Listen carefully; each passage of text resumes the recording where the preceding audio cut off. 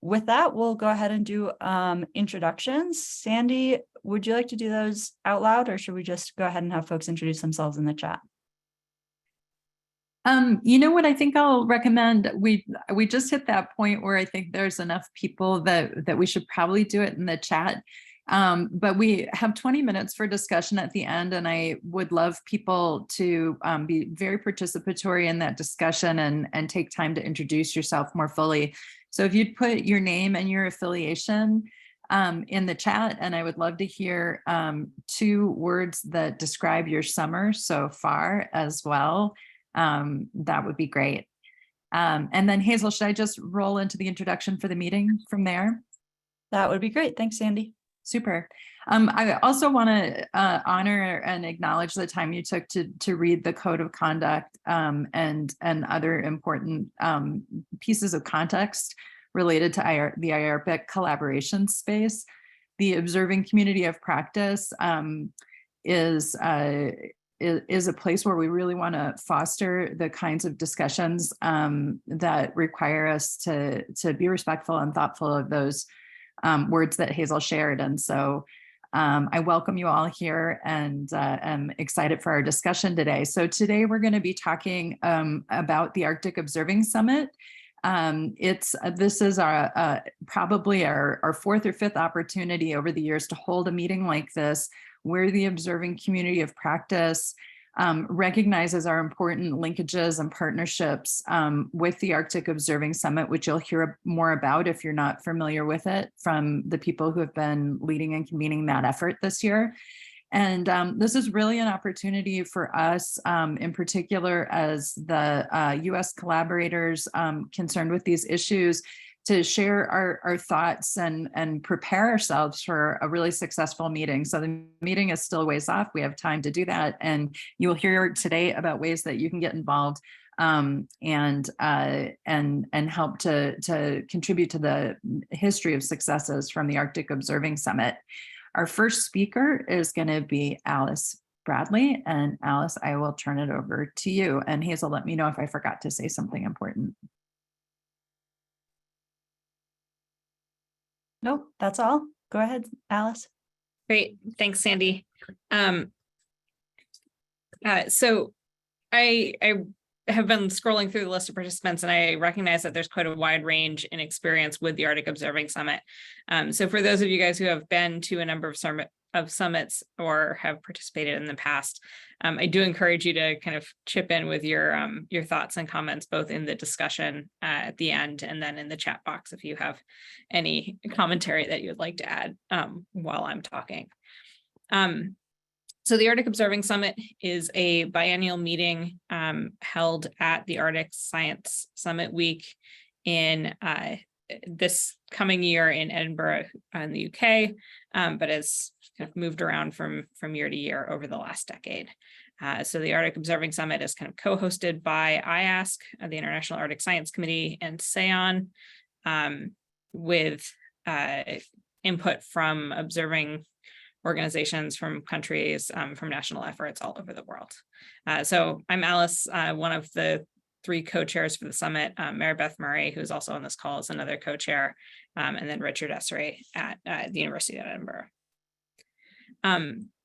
So this year we've spent some time kind of digging deep into what purpose the AOS serves in the broader observing community, kind of where we can focus on our strengths and do the most, make the most use out of the time we spent together at the summit in order to really contribute to how observing is managed and coordinated around the world. So we see the AOS as a platform for discussion, bringing people together across national and operational research boundaries, and then for centering Indigenous perspectives in these conversations. So there's a lot of different kind of roles that the AOS can play, including serving as a path and a conduit for Indigenous communities into observing management into kind of how we set research priorities, linking regional Arctic efforts to global observing systems. It serves as a venue for community input into SEAN initiatives, including the Rhodes process that we'll hear more about. It kind of keeps the broader observing community in the loop for how the data management community is moving efforts forwards. It's a platform for input into policy and government level decision-making processes, including the Arctic Science Ministerial.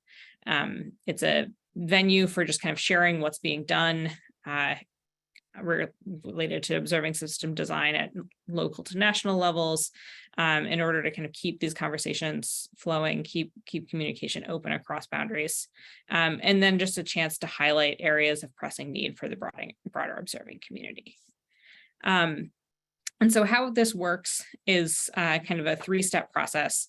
The AOS starts really about a year and a half before the summit itself, as we start thinking about organization and what sorts of topics are really key to discuss. And where that really ramps up is with our call for white papers and short statements. So these are opportunities for widespread and open input into the Arctic Observing Summit and the broader discussions around Arctic observing. Mostly this takes the form of short statements, which are kind of in the order of 1 to 4 pages, when we're looking for perspectives and ideas related to observing. So you can kind of think of short statements as either kind of community updates on projects or efforts or things that are going on, or as basically like op-eds, provide your perspective, your input on what might be important for the observing community to think about moving forward. Then as we get into the kind of 6 to 9 months out from the summit, working groups start spinning up their efforts. They start organizing discussion, building out the agenda for the summit itself around particular topics and these big questions identified through the short statements, through the white papers, and through these calls for input. The idea of working groups is that by the end of the summit, we're generating recommendations that can help move the observing community forward in productive ways. So that's really the output of the summit itself, is clear, kind of clear, concise recommendations that are actionable, that we have a clear target of who the recommendations are for, that can be sent on to the Arctic Science Ministerial or particular funding agencies, or for, actual boots on the ground observing research, or like researchers working and observing. So the kind of audience is very wide, but the AOS is a platform and a space to make these recommendations, have the conversations to kind of build consensus around them. So working groups change from year to year, but have kind of consistently followed several themes. I understand the text on this is very small, but what we're looking at here is just keeping track of all of the different working groups that have existed over the decade of the AOS.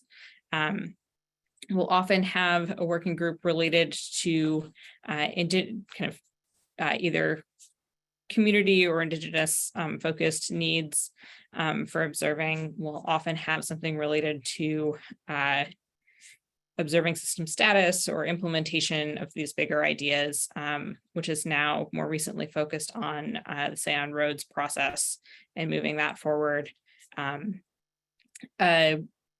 Sometimes we'll have a working group related to technology and implementing new technologies in the Arctic. We'll often have a working group focused on how observations are being used at community to regional levels, focusing on the benefits of observation efforts there. Working groups on data sharing and linking regional to global observing efforts. And these themes have kind of persisted over time, though they've changed a little bit as we've been going. So for 2024, we have 4 main working groups. Again, the regional to global observing systems, a working group on data systems, working group on observing for adaptation and benefit, and a working group on observing system implementation and Say on Roads. What we'll may notice is that we do not have a kind of specifically Indigenous community focused working group this time around. And that's following recommendations out of the last couple of Arctic observing summits to make sure that the concerns and topics that are being addressed by the Indigenous community leaders in the Arctic observing community are being reflected across all of the different working group conversations. So we have at this point, or we're in the process of getting the working group chairs in place.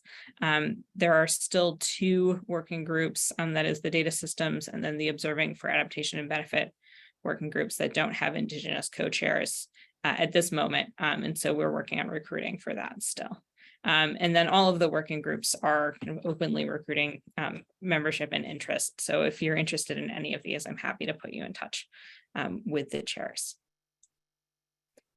So at the summit itself, you could expect a split between plenary sessions. That's everyone in the big room for some keynote talks. There's a lot of reporting back from our breakout discussions.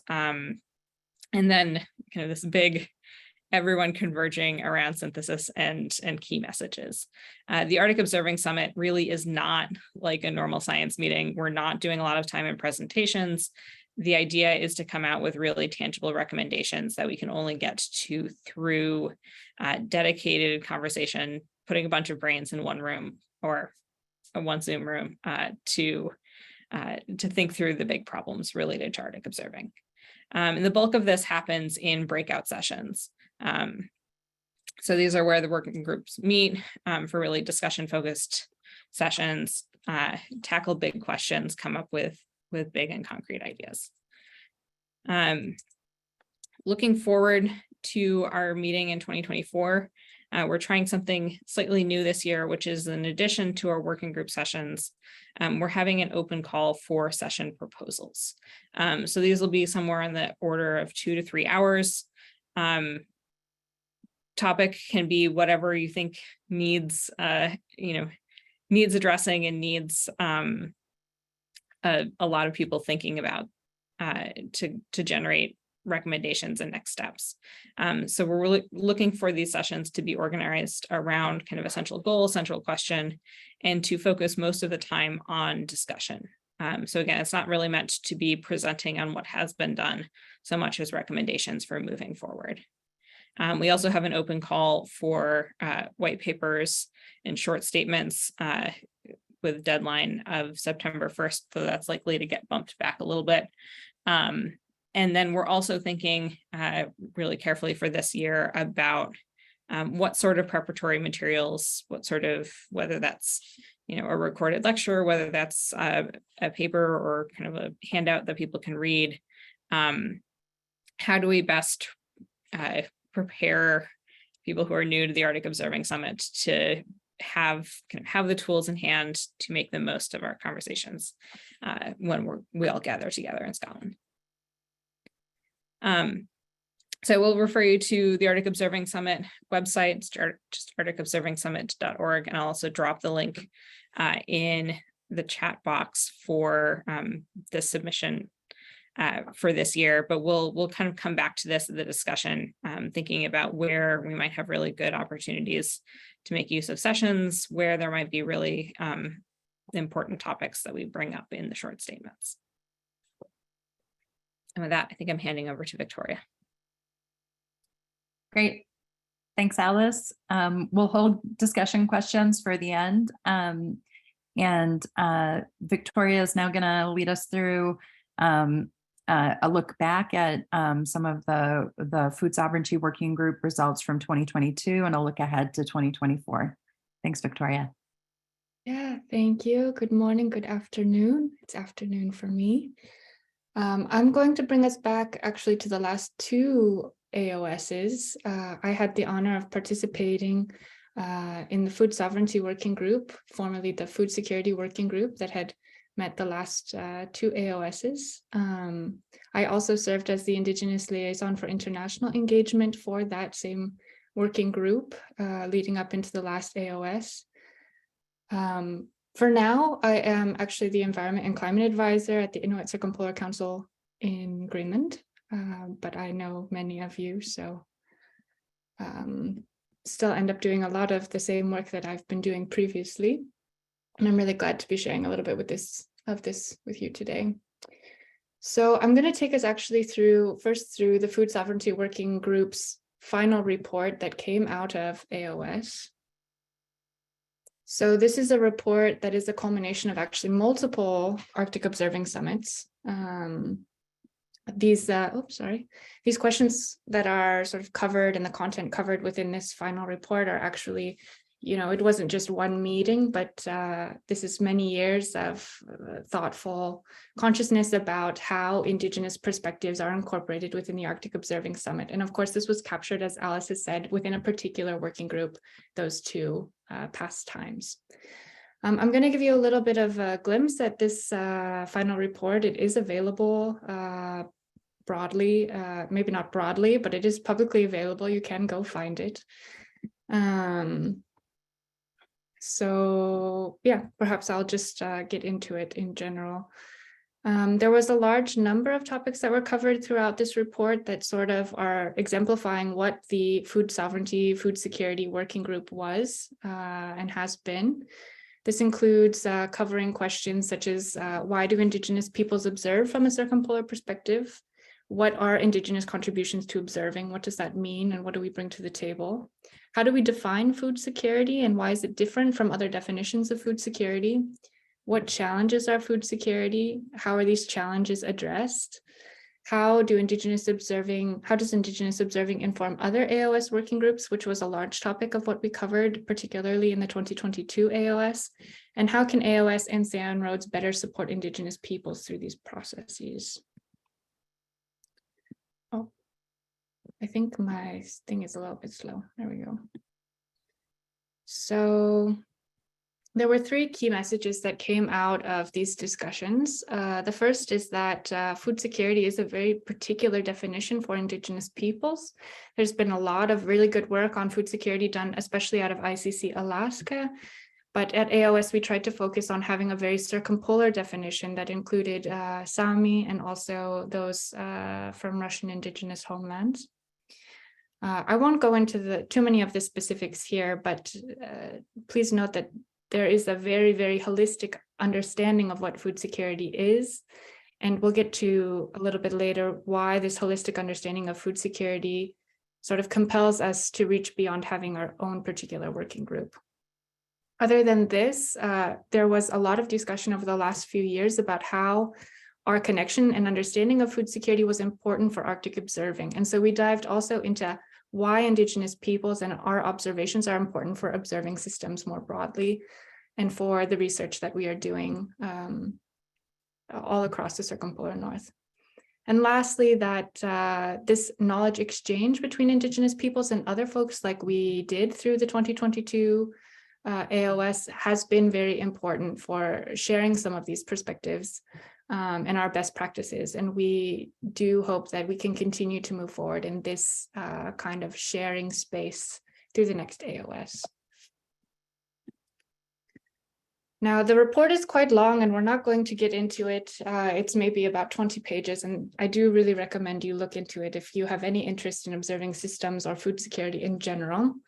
We did go through and we did manage to identify a large number of challenges for why Indigenous peoples are challenged in meeting food security, our criteria for food security, and why we continue to be food insecure. And many of those things have to do with community-based monitoring, Indigenous observing, and how that feeds into management policy, research, these kinds of things. We also, tried not to focus just on the negatives. There was also a lot of positives that came out of this work. So we also have tried to include guidance in the report for how we can address some of these issues for both food security and also observing systems, and that feed through into policy and governance. There was also a few report recommendations that were very clear. Actually, the report only makes 2 formal recommendations. And this is that it may be beneficial to change the focus of AOS conversations from how can science benefit from Indigenous knowledge and observing efforts to discussions of how would an Indigenous-centered perspective on Arctic observing better benefit Arctic communities and better direct investment in Arctic observing capacity, i.e. research, monitoring, and infrastructure. So this is one of the things that we wanted to bring to the table. And the other is that because of limitations that we have seen within our own working group, especially the disconnect in understanding between why we would focus on food security as an observing need, and why that was so important for us as Indigenous peoples, and the disconnect with researchers not understanding why we would take that perspective has compelled us to transition away from just talking about food security as Indigenous peoples and instead broadening it to all of the topics at AOS and trying to find ways in which we can center these discussions also on Indigenous priorities and perspectives to make the work that we do more meaningful to the communities who live where we are doing our work.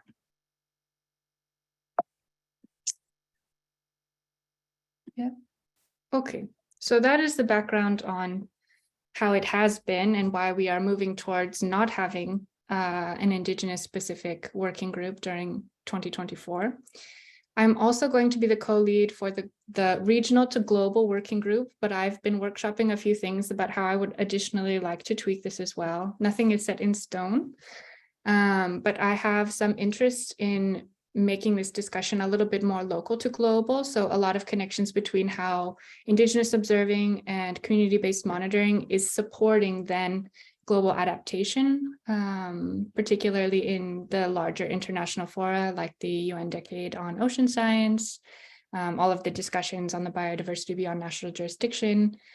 I myself am a conservation biologist by discipline, so I'm hoping to bring a conservation lens to this discussion, and I think that this is a good way to move into 2024. We can focus on something beyond food security, but extremely, extremely close.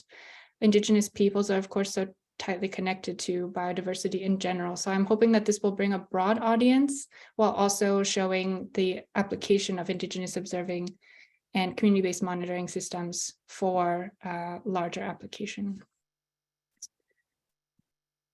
There are a few things that I think would be especially important to focus here. I would like to look at some of these larger monitoring and observing programs, like we have the coastal CBMP, which is supposed to be implemented in the Arctic countries that are participating. There are a few things that are stalling that, certainly, as we all know, with the current situation in Russia and Ukraine. And my colleague Ben Charles is here, who is also very much involved in that work from the Alaska side.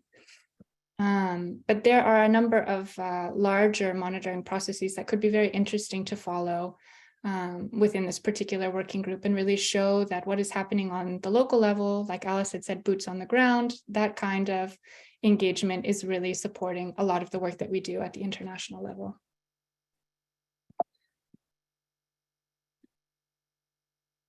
But with that, I also come with my own recommendations, both coming from, very much informed from the Food Sovereignty Working Group report that was published last year, but also with a cognizance for how AOS has been overall, including in conversations that I've had with my own colleagues, many of whom are here already.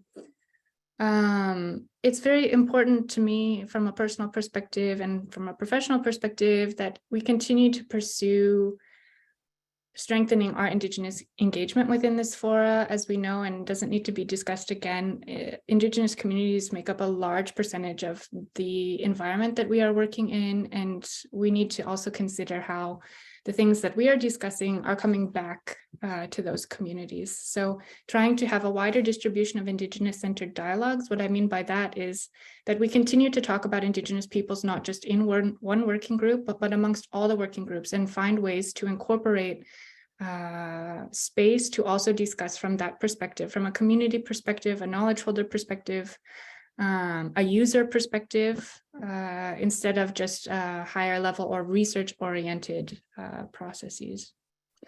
Additionally, I also see opportunities for having Indigenous co-leads for all the working groups, and I'm so thrilled to hear that there are so many identified already. It would be lovely if we could find a few more, but of course we have to also respect everybody else's capacity. I think we're all quite, there aren't so many Indigenous scholars currently who are engaged in these efforts. So I think being creative about how we bring people in is also very important. Also, I would love to see some Indigenous-led session proposals. Alice had given us a little glimpse of what those session proposals, that process would be this year. It would be great to have co-conveners for sessions and to encourage that sessions have co-conveners who are Indigenous. I've also written here, Indigenous early career mentorship within AOS. I was brought into AOS originally through mentorship with my colleague, Lena K. Holm and others who were working on the food sovereignty working group before my time with the working group. And even though it was not necessarily a large role that I had by any means within those initial meetings, I think bringing people in and making that introduction and ensuring that there's mentorship for how these systems work and how to engage is really beneficial for people, especially if we want to look at more sustaining long-term engagement.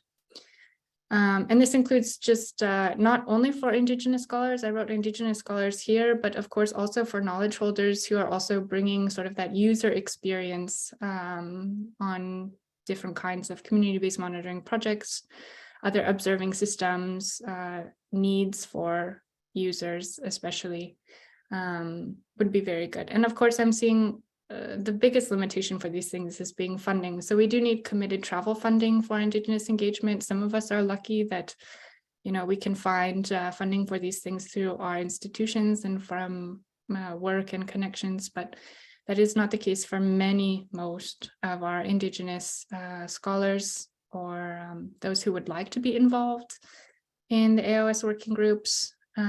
This also includes possible contract funding. And what I mean by this is sometimes we might need somebody to do a little bit more work than is reasonable to ask for from an institution.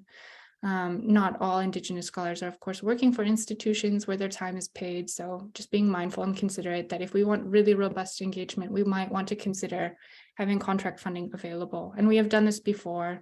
IARC has done this before for AOS previously. So I would encourage that we think more about that as well. And the last is that the continued need for direct invitations to individuals and organizations. And what I mean by that is that we more or less have networks of Indigenous peoples who are already engaged in these efforts or have sought out other organizations who are engaged in these efforts.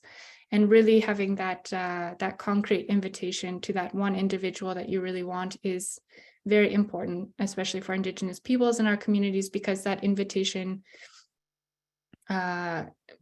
signals that we would like to work with that person. And oftentimes Indigenous peoples, it's not a part of our culture to nominate ourselves, to self-nominate for a task, because it's much better to be asked for our expertise.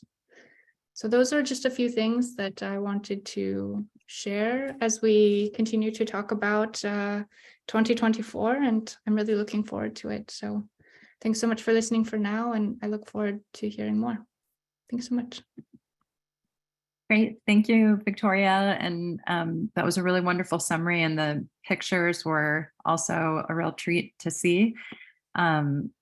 Our closing talk before we hear from all of you, and I hope you're getting some good questions ready, is going to go back to Alice. And one question many of us ask before we go to a meeting is, what has been the impact of this meeting in the past? And Alice has done some really nice work to help illustrate that. Thanks. And I want to echo that Victoria's summary of the work of the food security / sovereignty working group has been a really big part of thinking about how the Arctic Observing Summit has both changed over time and has been able to change conversations well outside the AOS itself. So this is part of what is definitely an ongoing effort to really look carefully at the recommendations that have come out of the AOS over the last 10 years and see where they've gone, what's changed, kind of what has actually worked, what has happened as a result of the conversations and the ideas generated at the summit. So in doing so, there are at this point several hundred recommendations that have come out of the Arctic Observing Summit over 10 years. In addition, there are tons of other records of how things are going, what is important in the broader Arctic observing community, that shows up in Arctic Science ministerial statements, SAON documents, calls for proposals from major funding agencies, the development of new project efforts, reports by Indigenous organizations, including the ICC. And so we've been trying to capture kind of as broad a swath of what's happening and what's changing as we can, and looking at this in the context of the areas that the AOS has been making particular recommendations in. So this is by no means an exhaustive list of kind of what's happened in Arctic observing over the last decade, but just trying to get a good sense of where ideas are coming from and how things are propagating through the community. So I've cut out here a couple themes. Again, this is going to be very, very, very small font and impossible to read, but each of the little colored bubbles is a recommendation out of the Arctic Observing Summit. And I've kind of grouped them across these big thematic areas, showing here Indigenous engagement, organizing the observing system, and then looking at funding and research policy. And so in kind of pulling out these recommendations, looking at where there's been statements and progress in other areas, we can start tracking how things have changed over time. So one of the first things we've been looking at is how has the conversation around Indigenous engagement evolved over the course of the Arctic Observing Summit. And if we go back to the 2013 and 2014 recommendations, there's not as much focus on Indigenous communities specifically, and a lot of the recommendations kind of lump Indigenous communities in with other Arctic stakeholders. The 2016 Arctic Observing Summit was kind of a big step in moving these conversations forward. There were several keynotes focused on observing needs of Indigenous communities, and those conversations and those ideas got picked up in the different working groups moving forward. And what we see is that there's a lot more focus across all of the working groups at the Arctic Observing Summit, but then also across many of the different entities that the work in Arctic observing, whether that's SAON, whether that's the Arctic Science Ministerial, or others following kind of the late 2010s.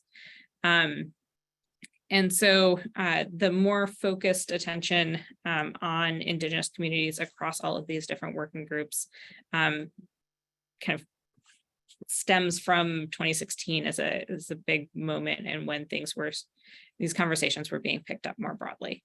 And so I think we're probably sitting at a point where the report that Victoria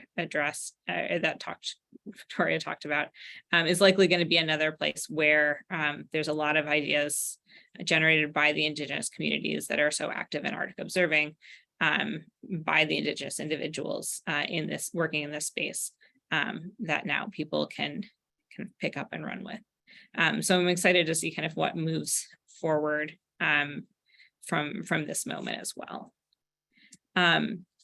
We also looked at kind of how the Arctic observing community addresses prioritization and organization efforts. And early in the AOS, there was a lot of discussion around inventories or some sort of centralized international set of priorities for observing. And what we saw was a kind of a number of funded efforts to try and complete inventories of Arctic observing, kind of what's being done everywhere, all of it. And what we found was that and I think everyone has come to realize, is just how hard these inventories are to both complete and maintain. And so following that, there's been a real push around the SAON roads process, developed as a grassroots alternative to this priority setting, where we don't necessarily need to figure out how to get somebody to pay for, to complete, and then maintain an inventory and trying to keep track of everything that's being done in even a particular area of Arctic observing.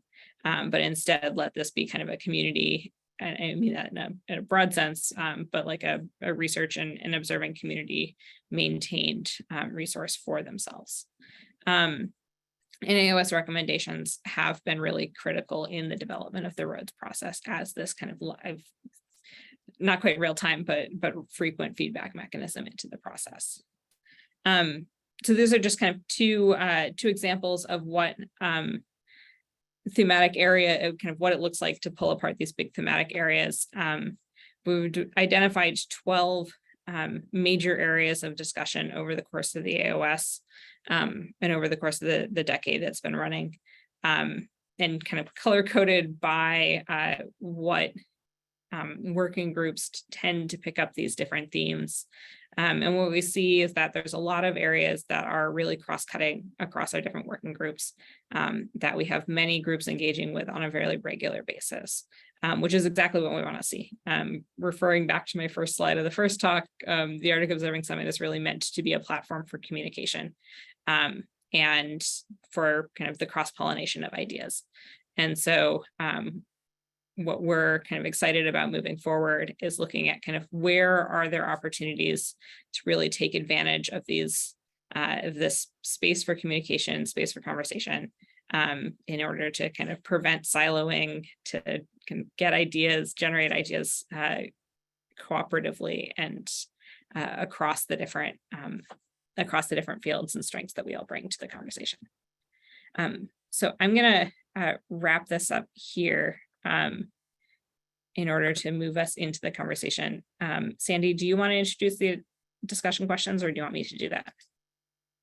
Thanks, Alice. I'd be happy to introduce them. They're actually as currently written discussion bullets, and maybe I'll ask Hazel to drop them in the chat. I did want to take a moment and recognize that Sally McFarlane is the co-chair of this community of practice. And so between the two of us, maybe we can do some moderating on the discussion, and then the topics that we would like to hear from you about are supporting Indigenous participation and leadership, looking and, especially with the diagrams that Alice presented in mind, thinking about opportunities for silo prevention in the format of the meeting and the content of the sessions. And then if you are thinking about submitting a session proposal or a short statement, it would be absolutely wonderful to hear from you. We might potentially be able to do some matchmaking here and build even more constructive sessions in the time between now and the summit. So with that, I guess I'll just see if anybody wants to come off mute or put their hand up and start our discussion.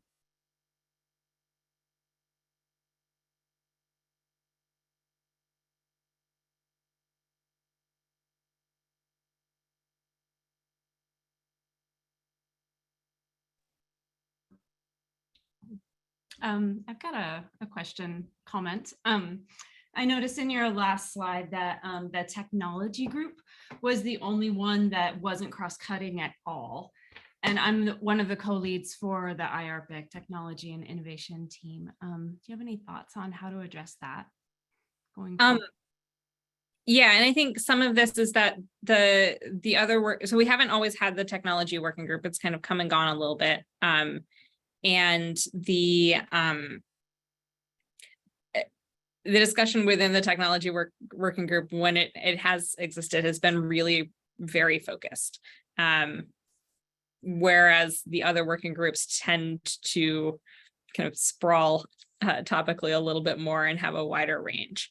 And I think that's some of the reason that we haven't always kind of consistently brought it back, is kind of a community within, or a smaller niche within the broader Arctic Observing Summit discussions. And so I think that particular group, just there's so many practical issues to tackle that it doesn't always get to the bigger questions. So I think it's kind of inherent to the topic and inherent to the community, but I would be curious actually to hear your thoughts on if there's ways to kind of better integrate those discussions into other topics rather than, again, siloing technology into its own little world of engineers. Yeah, that's definitely, ARCIS hosted the Polar Technology Conference back in 2020, and now working with IARPIC's technology group, One thing that I'm really interested in is technology by and for communities. I think there's a lot of really interesting technologies being developed for community-based monitoring. And so anyway, I'm looking into a few just kind of different discussion topics for that coming up in our IRPIC group. Also interested in like how technology at AOS might look to serve communities and have community members develop and kind of co-produce tech. Yeah, and I will say, I think the last time we had a technology working group specifically was the 2016 meeting in Fairbanks. And I was one of the co-chairs of that, but it was also early enough in drone technology that it wasn't as accessible as it is now. So I think it would be a really interesting one to bring back and see kind of how much that access to those kind of platforms has changed.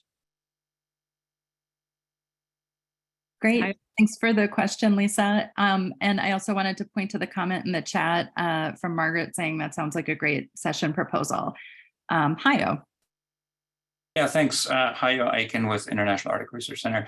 I just want to further amplify both your comments, Lisa, Alice.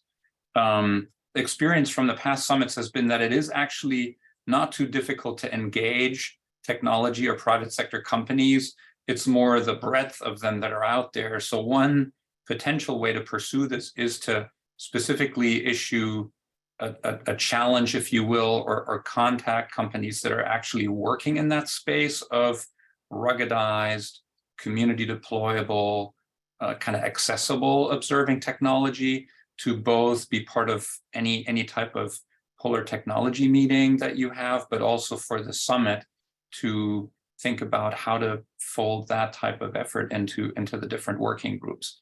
My sense is that that might be more productive than issuing broader calls for participation.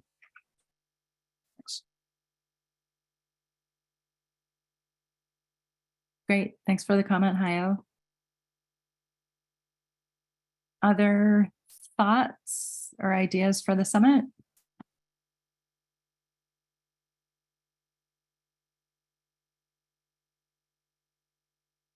Okay, I will, I'll take the floor for a second and share that the group that Hazel and I are working with, the USAN, the U.S. Arctic Observing Network Expert Committee on Methods. We are in the process of refining a session proposal related to the practices that are used to use societal benefit impact assessment to guide observing practices. This is something that we felt deserved kind of broader input. We're very much interested in Indigenous evaluation methods, and we've engaged with some people who have some expertise in that to look at that as well. Hope to make progress and have some real clear recommendations for the groups engaged in the Say on Roads process. So if you hear anything in that description that sounds interesting to you, please reach out to us. We would be happy to include you in our discussions about that draft session proposal between now and when the proposals are due. I see Ben has turned his camera on, which always makes me want to call on somebody. Thank you, Sandy. And thank you, Victoria, for that very meaningful presentation on the engagement, the equitable and ethical engagement of Indigenous peoples within the Arctic and the inclusion of equal participation within the Arctic Observing Summary. It's very refreshing to hear that. Very quickly, Sandy, to respond to your comments on impact assessments. Not sure if you are familiar with the Food Security Conceptual Framework assessing the Arctic from an Inuit perspective, and that tool is currently being utilized within the Arctic Council's coastal monitoring or coastal biodiversity monitoring plan within the Arctic Council's conservation of Arctic flora and fauna. But I also want to really quickly thank the organizers and the presenters of this event that is being hosted by ARPIC. But I really want to emphasize very quickly in engaging with Indigenous peoples within the Arctic, it's important, and I'm very happy that they're being brought to the table for participation and engagement within this very important fora. And certainly the engagement process has a lot of foundational work that would be required. And I'm very curious as to what protocols or principles are being developed that have a foundation for ethical and equitable engagement that will serve as guidelines for having Indigenous peoples as distinct peoples and unique knowledge systems and traditions for how we assess and contribute to the various fora that we're currently engaged in, but also how are the protocols being established, and what is the engagement process through AOS, sorry. Great, wonderful questions, Ben. I'll answer your question offline because I think the second part of your question would be a wonderful one for to hear around the room. Is there somebody in the between? I know we lost Victoria, but Alice or Margaret, do you want to field this question, or Hayo, because you have been engaged in the summit for a long time, or Mary Beth?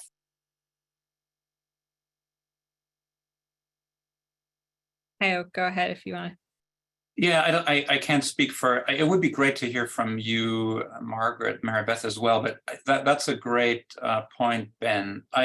What I can provide as somebody who's been involved with the summit for a while is that for the first time, I think in 2020, we try to go in the direction that you're asking for, but definitely not still with some progress that needs to be made by commissioning Nakush Carlo and others to provide a background document on both the broader perspective of Indigenous peoples in the Arctic and scientific research that reviewed some of the history and the non-ethical and the non-ethical engagement, really, history of colonization, and found that actually is still useful as a resource, because one of the challenges with the summit is that you have such a broad range of people with different backgrounds. You have researchers from Japan or Korea, say, who really have not had the opportunity to learn much, even though they might have worked in the Arctic for a long time. They come in on a research vessel,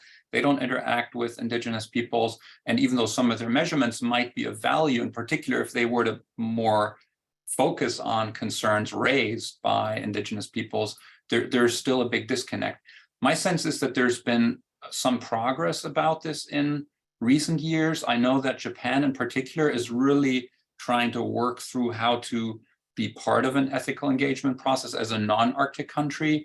So I know that the Japanese kind of semi-equivalent of NOAA, JAMSTEC, they actually supported a project that brought early career researchers from Japan to Northern Alaska, where they both worked with people in the coastal community, but then also here at IARC, Arlo Davis, our diversity inclusivity coordinator from Western Alaska region, put on a specific, I don't want to call it training, but a conversation about Indigenous peoples in the Arctic and some of the resources for ethical engagement. So my sense is that it's growing, but there's more work that needs to be done. So any suggestions that you and others have in terms of resources that can be shared is something that may even be a good topic for a cross-cutting conversation at the next summit.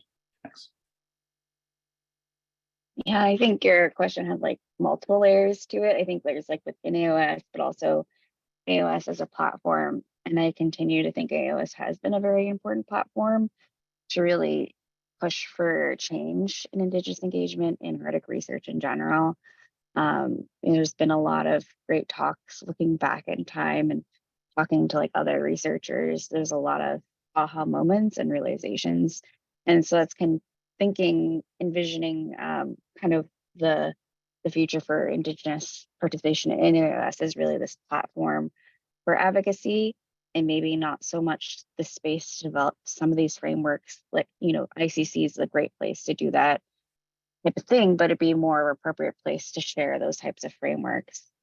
You know, ICC's had a long participation in AOSs, and so it would be great to chat with you, Ben, offline of like, maybe if there is something that you'd be interested in submitting with a group of people and we could talk about it. Yeah. And I think, you know, formally, there has been a lot of recommendations that Victoria presented on. I think right now the focus is, instead of making more recommendations, is really focused on implementing those by having this more participation in these other working groups rather than having it be somewhat separate. So that's kind of the broader goal for the future. But I was hoping that someone would submit a session proposal on something about Indigenous engagement instead of it having be like a working group. So that way it's not so siloed. I will say the other thing that we're, as an organizing committee for the AOS, really thinking about this year is what material and kind of what do AOS participants need to know to really meaningfully engage in these conversations. And as Hayo was saying, some of this is that we have such a wide range of participants that some of us are really well versed in having really productive conversations within Indigenous communities, and some participants have zero experience and zero background there. And kind of what do we need to provide for participants to get up to speed, to have productive conversations. And so if you or others have thoughts on what material, kind of what the basics need to be covered before people join these conversations, I certainly would appreciate hearing any recommendations. And I see Mary Beth has her hand up, and then maybe after Mary Beth, Ben, if there's anything you want to react to that you've heard, just come off mute and share.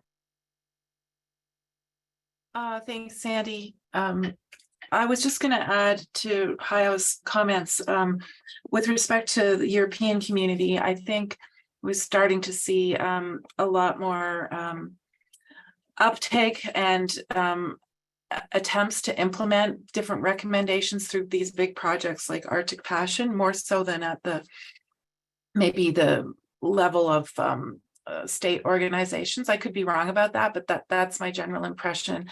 And then the other comment I wanted to add is I feel like I might be the only Canadian on this call. So speaking for my fellow countrymen, one of the challenges that we face here is a very, very small and still a very uncoordinated, outside of the major organizations like ICC Canada or ITK, a lot of lack of coordination.